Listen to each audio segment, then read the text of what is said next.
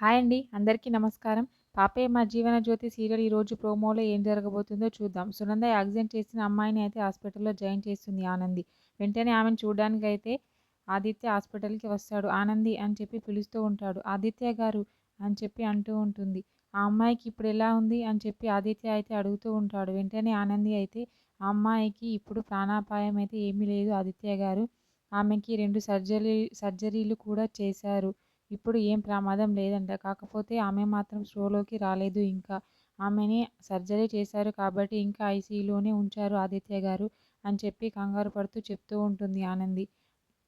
ఆదిత్య అయితే అలా చూస్తూ ఉండిపోతూ ఉంటాడు. వెంటనే ఆనందితో ఇలా అంటూ ఉంటాడు. సరే ఆ అమ్మాయిని ఒకసారి చూస్తాను. వెళ్దాం పద రూమ్‌కి అని చెప్పి అడుగుతూ ఉంటాడు ఆదిత్య అయితే. వెంటనే ఆనంది అయితే సరే ఆదిత్య గారు వెళ్దాం రండి అని చెప్పి తీసుకెళ్తూ ఉంటుంది ఆ అమ్మాయి ఉన్న ఐసీయూ రూమ్‌కి. వెంటనే ఆనంది అయితే అక్కడ ఉన్న కర్టెన్ పక్కకి జరిపి చూడండి ఆదిత్య గారు ఈ అమ్మాయి అని చెప్పి చూపిస్తూ ఉంటుంది ఆనంది అయితే. అక్కడ బెడ్ పైన అయితే స్పృహలో లేకుండా ఐసీయూ రూమ్‌లో అయితే ఆ అమ్మాయి ఉంటుంది. ఆ అమ్మాయిని చూడడానికి అయితే ఆదిత్య వెళ్తూ ఉంటాడు. కర్టెన్ పక్కకి జరపగానే ఆదిత్య అయితే ఆ అమ్మాయిని చూడడానికి బెడ్ వైపు అయితే వెళ్తూ ఉంటాడు. అక్కడ ఉంది మాత్రం ఆదిత్య ప్రేమించిన అమ్మాయే. మరి ఆ అమ్మాయిని ఆదిత్య చూస్తాడా? మరెవరైనా వచ్చి అడ్డుపడతారా? మరి సునంద వాళ్ళు ఎవరైనా వస్తారా ఏంటి అనేది నెక్స్ట్ ఎపిసోడ్‌లో చూద్దాం. ఓకే. థ్యాంక్ యూ అండి. నా ఛానల్‌ని సబ్స్క్రైబ్ అండ్ లైక్ చేయండి.